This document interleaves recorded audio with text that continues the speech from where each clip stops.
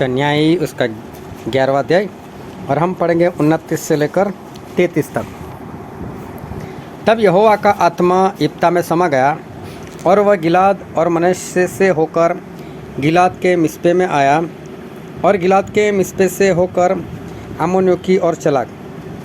और यिप्तह ने यह कहकर यहोवा की मन्नत मानी कि यदि तू निसंदेह अम्मोनियों को मेरे हाथ में कर दे, तो जब मैं कुशल के साथ अम्मोनियों के पास से लौट आऊँ, तब जो कोई मेरे भेंट के लिए मेरे घर के द्वार से निकले वह यहोवा का ठहरेगा और मैं उसे होम बलि करके चढ़ाऊँगा। तब यिप्तह अम्मोनियों से लड़ने को उनकी ओर गया और यहोवा ने उनको उसके हाथ में कर दिया और वह अरोएर से मिन्नत तक जो 20 नगर है वरन आबेल करामीम तक जीतते जीतते उन्हें बहुत बड़ी मार से मारता गया और अम्मोनी इज़राइलियों से हार गए। देखो ये परमेश्वर का वचन और परमेश्वर हमसे बातचीत करेंगे, तो इसको ध्यान से समझना। यिप्तह नाम का एक इंसान था जो सामर्थी था और परमेश्वर का भय मानने वाला व्यक्ति था, लेकिन वो इज़राइल से निकलकर दूसरी जगह पर रहता था। तो इज़राइल लोगों को ज़रूरत पड़ी क्योंकि उस वक्त इज़राइल में कोई राजा नहीं हुआ करता था, तो ऐसे ही सब लोग रहते थे। तो उस वक्त जो दूसरे लोग थे अम्मोनी लोग, वो इज़राइल लोगों को परेशान करते थे और इज़राइल लोग परेशान हो रहे थे और इज़राइल में ऐसा कोई था नहीं कि जो इनको इस बातों से छुड़ाए। तो इनको याद आया, यिप्तह याद आया। बोले यिप्तह है, वो सामर्थी है, वो ऐसा कुछ कर सकता है। तो सभी लोग उसको बुलाने के लिए गए। बोले मुझसे इज़राइल से निकालने वाले आप लोग ही हो, तो फिर मैं क्यों आऊँ? बोले नहीं, अभी हमको आपकी बहुत ज़रूरत है, आप आओ और आप हमको छुड़ाओ। तो बोले हम आपको मानेंगे, आपके पीछे चलेंगे और आपके अधीनता में रहेंगे। तो यिप्तह ने देखा कि सब मेरा अधीन होना चाहते हैं, तो मुझे भी बड़ा पद मिलेगा। तो बोलेगा ठीक है, चलो मैं आता हूँ। तो उसने परमेश्वर के आगे ये सब बातें रखी और परमेश्वर से एक मन्नत मांगी कि परमेश्वर जब मैं लड़ाई करने के लिए जाओ और वहाँ से जीत कर आओ, तो बोले मेरे घर से मुझे मिलने के लिए जो सबसे पहले निकलेगा मैं उसकी होम बलि आपको दे दूँगा। अभी इस तरह से उससे मन्नत मानी। अभी एक बार क्या हुआ था कि परमेश्वर ने अब्राहम से कहा था कि अब्राहम तेरा इकलौता जो बेटा है उसकी बलि दे दे, होम बलि कर दे दे। तो होम बलि का मतलब क्या होता है कि लकड़ी की वेदी बनाओ, उस वेदी के ऊपर जो भी बलि है उसको सुलाओ, उसको अच्छे से बांधो, फिर उसकी गर्दन काट दो सबसे पहले तो, फिर गर्दन काटने के बाद उसको जलाओ, इसको कहते हैं होम बलि।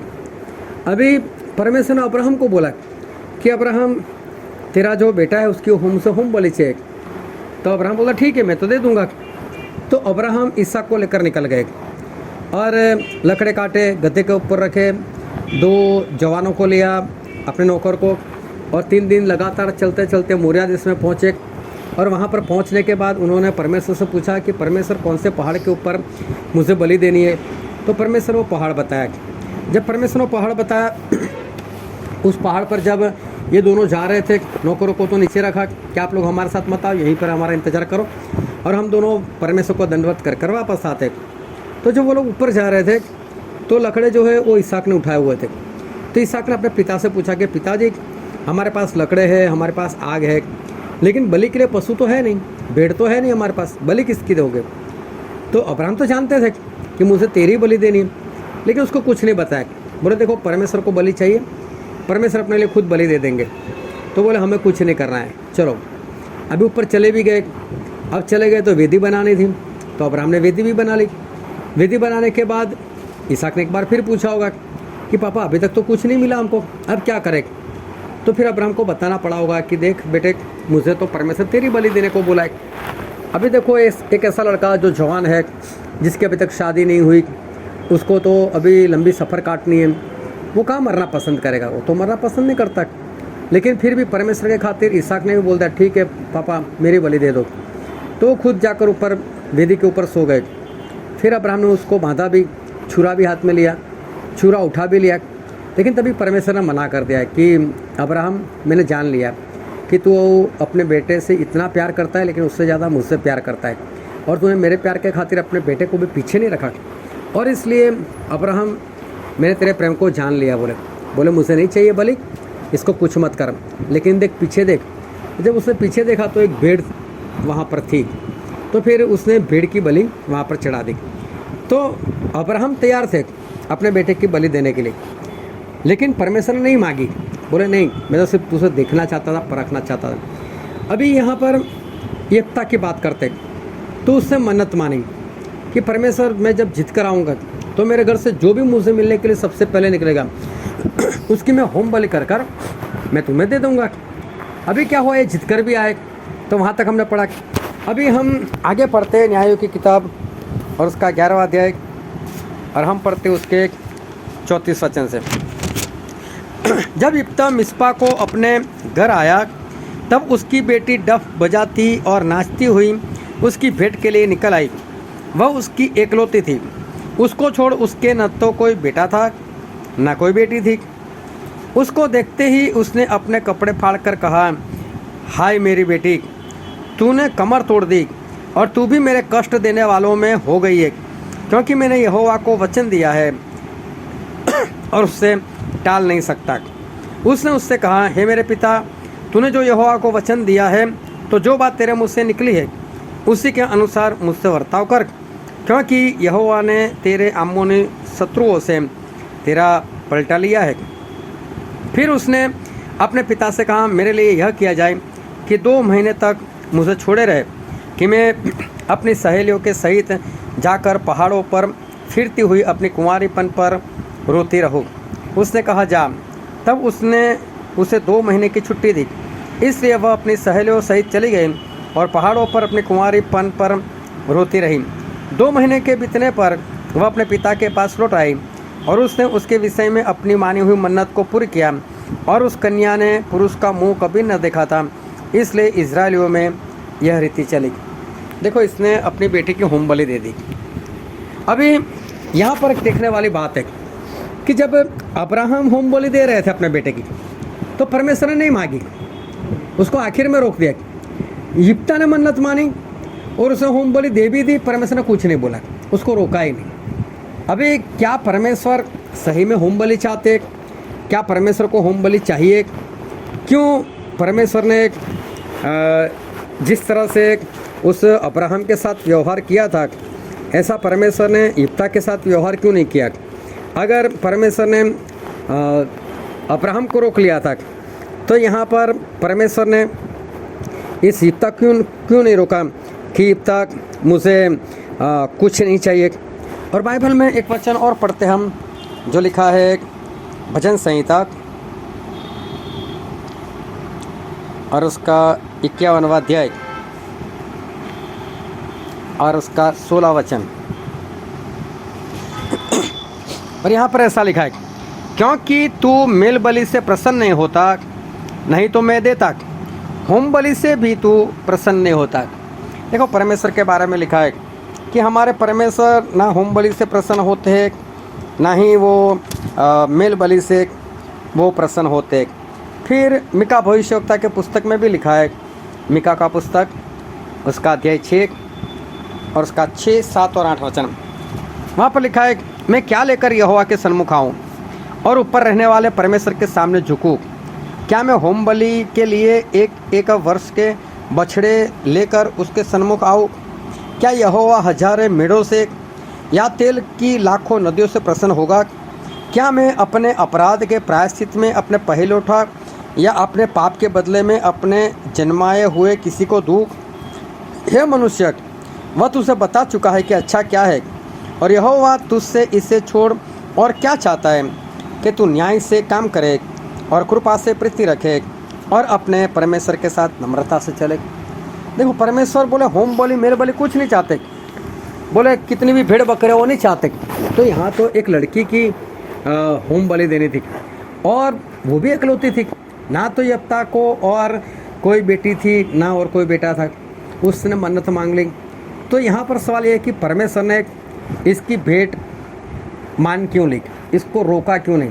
जब उसने अपनी बेटी का गला काटा होगा, उसको आग लगाई होगी, तो परमेश्वर ने इसको रोका क्यों नहीं? जब परमेश्वर को नहीं चाहिए, और परमेश्वर को नहीं चाहिए तो परमेश्वर ने उसको मना कर देना था, लेकिन ऐसा नहीं हुआ। और परमेश्वर नहीं चाहते, ये बात अब्राहम से भी पता चलती है, अब्राहम को रोक लिया था। दाऊद ने भी बोला कि परमेश्वर आप होम बलि मेल बलि से प्रसन्न नहीं होते। मिका भी बोल रहे हैं कि परमेश्वर आपको कोई बलि नहीं चाहिए। तो फिर यहाँ सवाल ये है कि परमेश्वर ने यिप्ता को क्यों नहीं रोका? इसका कारण क्या था? क्या हमारे परमेश्वर किसी का पक्ष करते कि किसी को बोलते हैं नहीं और किसी को बोलते हैं हाँ दे दे? सही में परमेश्वर को कुछ भी नहीं चाहिए। यहाँ पर सबसे पहले जो परमेश्वर आज हमको सिखाना चाहते हैं वो हमको हमारे दिमाग में याद रखना है। सबसे पहले ये जो यिप्ता है तो उसने एक मन्नत मानी। परमेश्वर क्या बोलते? मन्नत मानो ही ना, और अगर मानते हो तो उसको तुरंत पूरा करो। या तो मानो ना, और अगर मानते हो तो उसको तुरंत ही पूरा करो। तो यिप्ता ने सबसे पहले तो मन्नत मानी, उसको माननी नहीं चाहिए थी, लेकिन उसने सामने से मांगी मन्नत। अभी देखो, इंसान कई बार ना जोश में बहुत कुछ कर देता है। कई बार कैसा होता है, कोई बीमार हो जाता है, जोश में बोल देता है कि परमेश्वर मैं 1000 रुपये दान दे दूंगी, मैं 2000 दान दे दूंगा, मैं तेरे सेवक को घर पर बुलाकर अच्छा खिलाऊंगा, मैं मीटिंग रखूंगा। फिर करते कुछ नहीं। जब अच्छा हो जाता है तो एक पति पत्नी थे और उनके 2 लाख कहीं पर फंसे हुए थे। बात काफ़ी पुरानी है, अभी तो 2 लाख वैसे भी इतना ज़्यादा है नहीं, लेकिन फिर भी इतना कम भी नहीं है। लेकिन मैं बात कर रहा हूँ तकरीबन 16-17 साल पहले की। और उसके 2 लाख रुपए कंपनी में फंसे हुए थे, और कंपनी में फंसने का कारण ये था कि उससे कुछ गलती हो गई थी, तो कंपनी वालों ने रोक कर रखा था और उसके ऊपर केस चल रहा था। अगर वो केस में कुछ समझौता होता है तो ये 2 लाख इसको मिलने वाले थे, वरना नहीं मिलने वाले थे। तो उन्होंने मुझसे बुलाया, बोले यार प्रार्थना करो ऐसी। मैं बोला ठीक है। तो प्रार्थना करने से पहले परमेश्वर ने मुझसे बताया कि ये भाई लोगों ने तो कुछ मन्नत भी मानी है। मैंने बोला देखो, आप लोगों ने 2 लाख जो आपके फंसे उसके लिए कोई मन्नत मानी है? बोले हाँ मानी है। बोले क्या मन्नत मानी है? तो बोले हमने ऐसी मन्नत मानी है कि 5000 रुपये हम दान दे देंगे। तो मेरे मुँह से हंसी निकली। बोला हंसे क्यों? मैंने बोला परमेश्वर तो ऐसा कहते हैं कि 10वां हिस्सा मेरा है, और आप तो 5000 रुपये से परमेश्वर को खुश करना चाहते, जबकि 10वां हिस्सा तो 20,000 बनते, 2 लाख का 20,000 बनता है, और आप तो उसमें से चोरी कर सिर्फ 5000 परमेश्वर को देकर आप तो ऐसा समझते हो कि हमने मन्नत माने, हमने ये किया वो किया। तो बोले फिर क्या करना चाहिए? मैंने बोला 10वां हिस्सा तो परमेश्वर का है ही है, वो तो आपको देना ही देना है। बोले कोई बात नहीं, हम 10वां हिस्सा दे देंगे। मैंने बोला देखो 20,000 होते। बोले कोई बात नहीं, दे देंगे। फिर मैंने बोला अब मन्नत तो आपने मानी है, तो फिर वो उसके 5000 गिन लो, 25,000 हो गए। बोले आपको 25,000 देने पड़ेंगे। बोले हम आपको ही देंगे। मैंने बोला मैं ऐसा नहीं बोलता, मुझे दो, लेकिन आपने जो मन्नत मानी और परमेश्वर का जो वचन कहता है, 2 वचन आपको पूरा करना पड़ेगा। तो अगर आप आज परमेश्वर से ऐसी प्रार्थना करते हो कि हाँ परमेश्वर हम देंगे, परमेश्वर आपका काम निकाल देंगे, और फिर ईमानदार रहना वो आपके हाथ में है। वो ठीक है। उनके लिए प्रार्थना कर मैं निकल गया। उन्होंने मेरे पर बहुत जोर लगाया, बोले शनि भाई जैसे ही पैसा आएंगे हम आपको ही देंगे, आपको ही देंगे। मैंने बोला मैं ना मांगता हूँ, ना मैं मांगने के लिए आने वाला हूँ, लेकिन आपको परमेश्वर जो अगुवाई करे, जहाँ पर अगुवाई करे वहाँ पर दे देना, मैं कुछ नहीं बोलता। अभी हुआ क्या, उसी हफ्ते में उनका फैसला हो गया और 2 लाख रुपये उनको मिल गए। अभी 2 लाख मिल गए तो उनको डर लगने लगा। बोले अभी तो 25,000 देने, जब नहीं थे तब 25,000 आसान लगते थे, दे देंगे। जब हाथ में आए तो बोले 2 लाख में से 25,000 तो हमारे ऐसे ही चले जाएंगे। अभी देना नहीं चाहते, तो मेरी गलत बात बाहर बोलना शुरू कर दिया ताकि मैं उनके घर पर ही ना जाऊँ। मुझे भी सुनने को मिली, मैंने कुछ नहीं बोला। लेकिन एक बार ऐसा हुआ कि हम आमने सामने आ गए रोड पर। बस टली पे आप तो हमारे घर नहीं आते। मैंने बोला मैं क्या हूँ घर पर आपके? बोले क्यों? मैंने बोला आप तो ऐसी बातें करते हो मेरी। बोले ऐसा आपको किसने बताया? जिसने भी बताया झूठा है। मैंने बोला देखो मैं किसी का नाम नहीं लेना नहीं चाहता, लेकिन आपने जिसको बताया ना उसी ने मुझे बताया, बस इतना याद रखना। फिर वो लोग कुछ नहीं बोले। तब से लेकर आज तक मैं कभी नहीं गया उनके घर। लेकिन उसके बाद ऐसा हुआ कि वो भाई साहब का मन मालूम नहीं क्या हो गया, घर में लड़ाई झगड़ा हो गया और 2 लाख लेकर घर छोड़कर भाग गया हो। इतना ही नहीं, 2 लाख उसने खर्च कर दिए, पूरे खर्च कर दिए। इतना ही नहीं, उसके हाथ में सोने की अंगूठी थी और गले में सोने की चेन थी, वो भी बेचकर खा गया। उसके बाद वो घर पर आया, और ये सब कितने दिन में हुआ मालूम? सिर्फ 15 दिन। 15 दिन में 2 लाख और सोने की चैन और अंगूठी वो बेच कर वो आया। अगर उसने 25,000 परमेश्वर को दे दिए होते तो ये नौबत नहीं आती। परमेश्वर ने नहीं बोला कि मन्नत मानो, लेकिन परमेश्वर ये भी नहीं बोलते कि मत मानो। वो कहते हैं कि माननी है तो आप मानो, मैं तो मना ही करता हूँ, आज्ञा नहीं है परमेश्वर की ओर से। लेकिन मानते हो तो परमेश्वर बोलते उसको तुरंत पूरा भी करो, उसको तुरंत पूरा करो। तो क्या होता है कि इंसान को मन्नत माननी नहीं चाहिए, और माननी चाहिए तो उसको पूरा करना चाहिए। दूसरी बार मन्नत मानने से पहले थोड़ा होश में रहना चाहिए कि हमको कैसी मन्नत मांगनी चाहिए, क्या वो मैं पूरी कर पाऊँगा, क्या मेरे में वो ताकत है। अभी मैं ऐसी मन्नत मानूँ कि मैं हिमालय 10 बार चढ़ कर आऊँगा, 10 बार क्या एक बार नहीं चढ़ सकते, 10 बार कैसे चढ़ेंगे। तो हमें सोच समझ कर हमारे दायरे में रहकर हमें जो कुछ मन्नत माननी है अगर, तो दायरे में रहकर माननी है। अभी इसने क्या मन्नत मानी कि मैं जीत कर आऊँ और मेरे घर में से जो सबसे पहला मेरी भेंट करने के लिए निकले, इब्ता ने ऐसा माना। तो उसके घर में तो एक ही लड़की है और एक उसकी पत्नी है, 2 में से एक ही आएगा। तो इसको इतना तो पता होना चाहिए, या तो मेरी पत्नी आ सकती है या तो मेरी बेटी आ सकती है, तो 2 में से एक को तो मुझे गंवाना पड़ेगा। तो ऐसी मन्नत क्यों मानी उसने, ये मूर्खता है। तो इसने पहले तो मूर्खता का काम किया कि मन्नत, एक मूर्खता का काम ये किया, मन्नत मानी, जबकि परमेश्वर उसको चुना ही हुआ था, उसको विजय मिलने ही वाला था। तो फिर उसको कोई मन्नत मांगने की ज़रूरत नहीं थी। दूसरी बात, मानी तो मूर्खता से मानी, बड़ी ऐसी मन्नत मांगी कि जो कर नहीं सकते और करेंगे तो गलत है। अभी उसने मांग लिया कि जो भी मेरे घर से निकलेगा उसकी होम बलि दे दूंगा, और जैसे ही आया तो उसकी बेटी बाहर निकली। उसको पता चल गया मेरे पिता जीत कर आ रहे, बेटी खुश थी, तो खंजरी बजाते बजाते बाहर निकली कि बोलो चलो आज मेरे पिताजी के इतना अच्छा दिन है। और उसको क्या मालूम उसके पिताजी ने क्या माना।